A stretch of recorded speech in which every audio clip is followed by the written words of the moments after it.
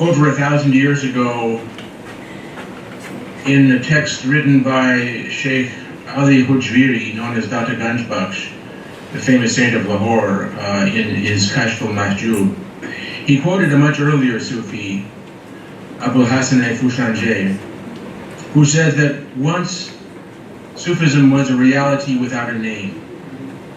Now it is a name without a reality. So the decline of Sufism has been happening for a long time, apparently. It's an ironic statement, but it points to the difficulty of defining it. I have argued in the past that the term Sufism is an English word which has an ism at the end.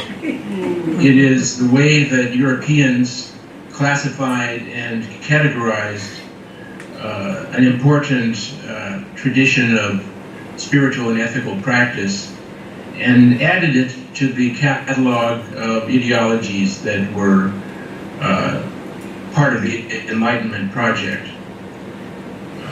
This is not exactly the same thing as tasawwuf, a word which means more or less the process of becoming a Sufi. It's a term which conceals a lot of ideals within it, but the history is very complicated. In the short remarks I have today, I'm going to begin with the present and the way in which globalization, capitalism, and commodification have affected the cultural productions that we connect to Sufism. I will then make a few remarks about the institutional history of the Sufi orders, the tariqa, the silsila, the shajara, different terms which are used for the connections that are made to the past. And then I'll conclude with some remarks about the way in which Sufi teaching still, regardless of whatever institutional forms may be attempted, it remains a resource that people look to and which has capacities to provide direction for society. So to begin with the brand, and I'm using this kind of marketing term sort of deliberately, I will draw your attention to something that everyone is the category of Sufi music. I have done a lot of work on the, excuse me for a moment, I'll eliminate that sound.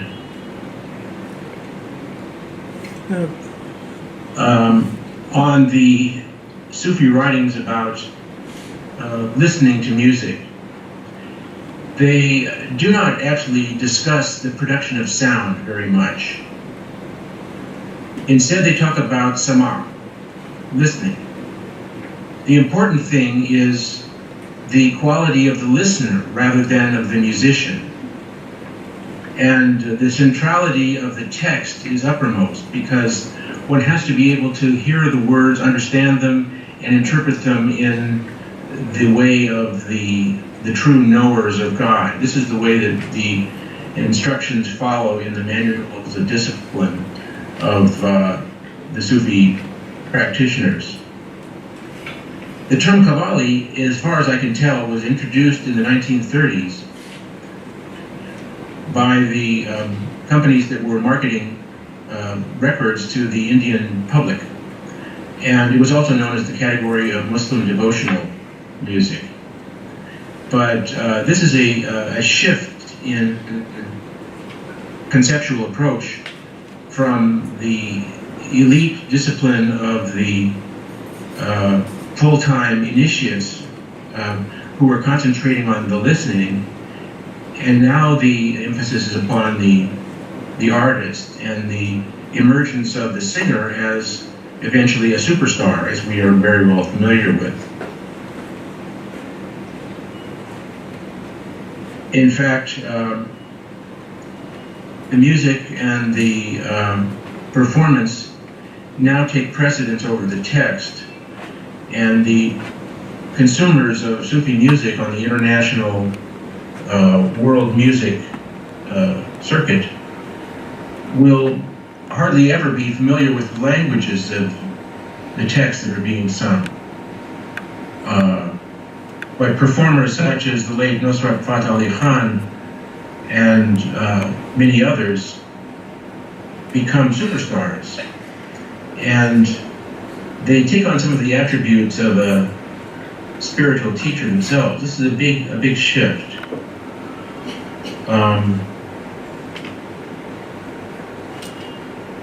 The configuration of music has shifted from a small elite to a mass consumption. And I don't necessarily want to criticize this, but I do think we need to acknowledge the rather large social shift that has taken place in the relationship to Sufi music and performance. I gave a talk last month at the Jaipur Literature Festival, and I was alluding to an extremely important text, which is the Malfuzat, or the oral teachings of Nizamuddin Auliya, the great saint of Delhi. His name is familiar to everyone, if only because of the train station there. And yet in the past, he was known not merely for his reputation as a provider of blessings from his tomb, but because of the wonderful conversations which we have recorded by the great poet Hassan Dehlavi in the text called Fawaid al-Fuad, or Morals for the Heart, in the translation by my friend Bruce Lawrence. It's an intimate look at the teachings within a Sufi circle, who comes and goes, the stories that are told. People weep. It's an amazing window into that world. I asked the audience in Jaipur how many people had read this book, and there was not a person there who was familiar with it. Then I asked how many people have listened to Coke Studios recordings. Practically everyone there raised their hand. So I think it's an interesting transition when we move from the sort of intimate teachings of a Sufi master within the circle to the mass consumption of music. And it's now become a category so that you can go to Sufi festivals around the world. I'm thinking of the Festival of Sacred Music in Fez in Morocco. This has been going on for 20 years. It's aimed at a very sophisticated international audience, largely French-speaking, and able to afford the expensive tickets of the performances there. So this is a way in which Sufism has been configured for new audiences.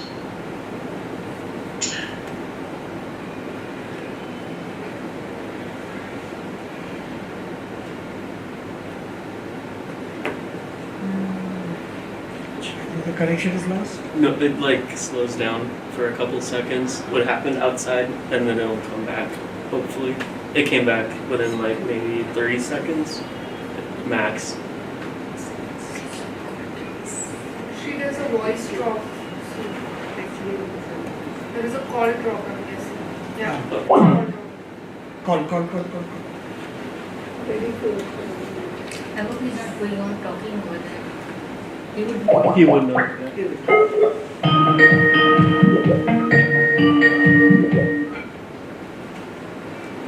Sorry, we lost the connection there. Are we back? Yes. Yeah, back.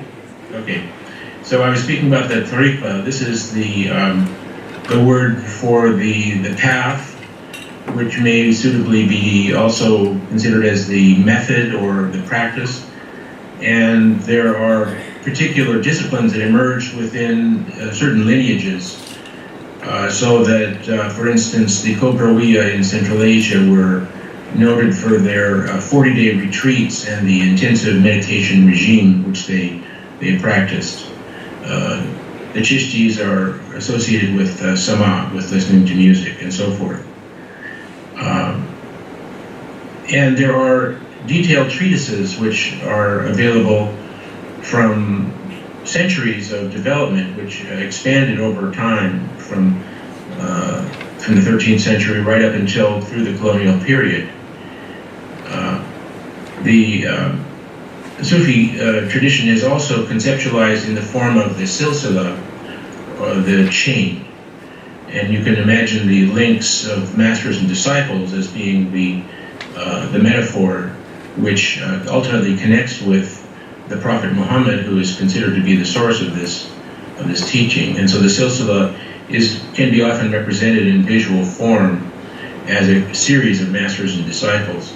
Sometimes these are theoretical reconstructions for which we don't have detailed evidence, but nevertheless, it's conceived of as a kind of initiatic link, and the people who undergo this initiation into a Sufi order will seal it with a handshake. And that handshake is imagined as going all the way back to the Prophet Muhammad as a physical transmission of blessings or barakah. And it's also noteworthy that initiation into one silsila did not preclude membership in another.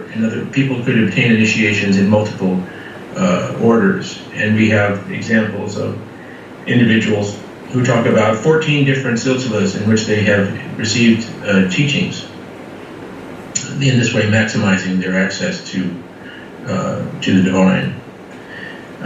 The other metaphor which is used to conceptualize this relationship is the shajara, or tree. And we have documents that are in the form of long scrolls, which can sometimes be 100 feet or more in length, and which present an amazing kind of visual reconstruction of this relationship, with large circles for the major figures and smaller clusters of circles connected by lines with the names of individuals, sometimes brief historical remarks. And this is a way of connecting oneself to the source, because oftentimes the person who was initiating into a Sufi order would write out this entire scroll and then put his own name at the end. And we even found some lithographed books from the 1890s in which the last page had blank spaces left for the sheikh and the new disciple, the new murid, so that this was a technological way of incorporating. Now, to become a member in the full-time sense of a Sufi order was a major commitment. The amount of time and dedication, this is something that you could not attempt while holding an ordinary job. And it was certainly not for everyone. But the close association with the Sufi orders, not only in India, but in other regions of the world, many other regions, proceeded in a very powerful way up till around 1800. And we don't have good statistics, but in Istanbul before World War I, 1 out of every 8 men in the city was affiliated with a Sufi lodge.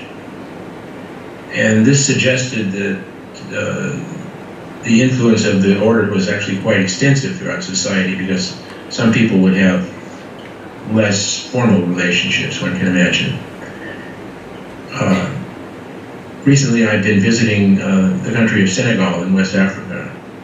90% of the population belongs to the Sufi orders there, which is kind of amazing. But they have festivals which attract over 2 million people. These Sufi lineages are local. They are focused on very particular shrines and lineages of particular masters. And so they, even though they may have a huge following, as we can see, for instance, in Ajmer, in India, where it's said that over 1 million people show up every year for the Urs. Nevertheless, it may be unknown to people in other regions where there are Sufi institutions. such as the West African location that I mentioned. These orders and the shrines which they are centered on are very popular, and since the 12th, 13th century, they've become the center of a great deal of attention because people go there for seeking blessings and for help and asking for assistance with their problems. They make vows, they return, they make donations, and a great deal of public charity goes on in the form of open kitchens. And these are, this is a social function which undoubtedly has contributed to the popularization of Sufism over the centuries, and the way in which society coming from below has drawn upon the Sufi saints as leaders and hagiographic heroes who are the subject of many tales of miraculous power. Governments are interested in these shrines because there is a great deal of money that goes through them. There are many people who appear, and sometimes there are issues that come up which are criticized. For instance, there are some shrines where people bring their relatives who have mental problems and are thought to be possessed or otherwise afflicted by mysterious forces. And how does the state deal with this in terms of its categories of public health and so forth? The regulation of shrines is a feature of government activity in a number of countries. Pakistan and Egypt, for instance, maintain a pretty tight control over the shrines and the major orders. And yet there's much that goes on outside of their control as well. And there is a certain, another social aspect, which is that in the great festivals where thousands and perhaps a million people may or more may attend, these activities today are frowned upon by those who regard them as superstitious, the persistence of medieval customs, and from the Salafi perspective, there has been a major critique of the institutions of Sufism as improper deviations from monotheism, and in fact, there is a great deal of discomfort with the whole institution of pilgrimage to the shrines of the saints in certain quarters. And I draw your attention to the school of Deoband, which was founded by members of the Chishti order, but which is essentially critical of all the institutions surrounding the Sufi shrines as improper innovations which have a polytheistic aspect to them. And so this creates interesting problems which we could discuss. I think I'm doing about 20 minutes so far. Yeah, you carry on, carry on. Please carry on. Please carry on. Okay, so I'll focus in for another 5 minutes or so, and then we can go to some.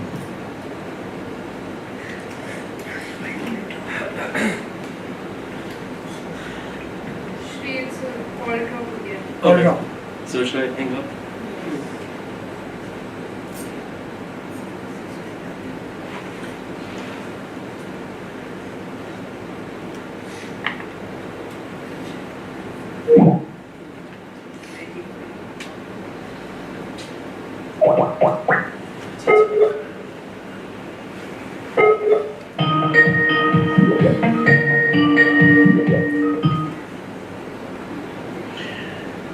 There are some shrines which,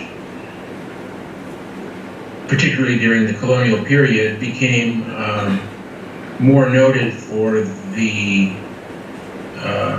role of the landlord in a feudalistic manner than any kind of spiritual role of teaching. And there are certain Sejadi Nashins, certain hereditary successors to the authority of Sufi masters, whose main interest in the shrine is economic. And this is not particularly in accord with the traditions of their forebears. There are others, however, who have dedicated themselves to use the resources that they receive in a philanthropic manner. And I'm familiar with some Sufi shrines which support extensive educational enterprises for boys and girls all the way up to medical school, and take very seriously their responsibilities to their communities in a very generous way. And so there's a range of activities around these shrines, and the mere existence of a monument to a saint of the past is not a clear indicator of exactly the types of activity that are going to go on.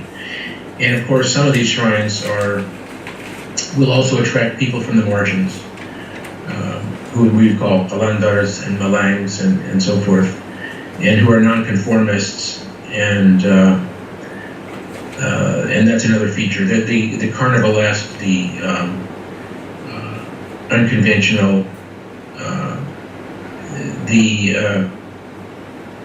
actual entertainments that go on are quite obvious as a part of the way in which the shrine audiences interact with them. But when I speak about the ideals, I'm going back to the formation of the concept of the Sufi in the 10th century, in writings from Khorasan, from figures like Solami and Qushayri, very literary figures who initially wrote mostly in Arabic, and then slowly also in transition to Persian. But when they talked about tasawwuf, they would give you answers like this. Tasawwuf or Sufism means that you prefer others to yourself. Now, it might be difficult to think of somebody who actually embodies that quality, but all of us could imagine, at the extent of our imaginative ability, the possibility of a person having this quality. Or the Sufi does not say that he is a Sufi. In other words, a resistance to defining this term in an easy identification that becomes part of one's ego, or another definition that I find interesting, and you'll have to bear with me, I'll go through this one twice. Sufism is idolatry because it is the purification of the heart from that which is other than God. But there is no other. Let me do that one again. Sufism is idolatry because it's purification of the heart from that which is other than God, but there is no other. This is a teaching, and it is a presentation of possibilities which are explored in many of the writings that we have received. And when I try to describe this to people, I find that the term mysticism doesn't mean very much. Even though scholars have used this in the past, it is a confusing term which people think is occultism or something like that. But I have ended up using the term tradition, tradition which means passed down from one to the other, of ethics and spirituality. Now, ethics is easier to define. Spirituality is a rather vague term, but for many people it has the connotations of opening up the possibilities of the soul to higher realities. But ethics is something we can talk about more directly, and the term in Arabic is akhlaq, the qualities of admirable behavior. And one of the prominent aspects of Sufi practice is the emphasis on the remembrance of the divine names, the zikr of the 99 names of God. And it has the connection to ethics lies in the fact that these names are held to have the possibility to create their qualities within the soul. So in other words, one who recites the name Rahman, the merciful, can hope to awaken the qualities of mercy within his or her own psyche. And so this was an incredibly pervasive practice, and still is in many quarters where this is still available.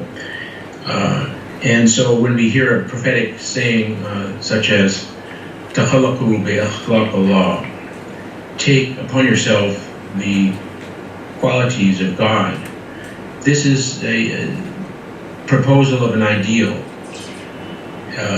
which may be rarely recognized or enacted or implemented, but which proposes a possibility of the human spirit. So, in terms of the overall concept of the seminar, which you are all participating in, Sufism and social harmony, there are no guarantees. There have been Sufi warriors, there have been Sufi institutions which have become too wealthy and powerful because institutions are human and they're subject to all of the usual problems that we have. But when one reads Rumi or Bulleh Shah, there are certain possibilities that are articulated, which I think perennially awaken people to some parts of their nature that they would like to cultivate. And so I think that in the long run, that is the legacy and the gift that the Sufi tradition gives to society, the hope and possibility of a better way. So those are all just some general remarks, and I'd be happy to take a few questions and comments, and so thank you very much. Thank you.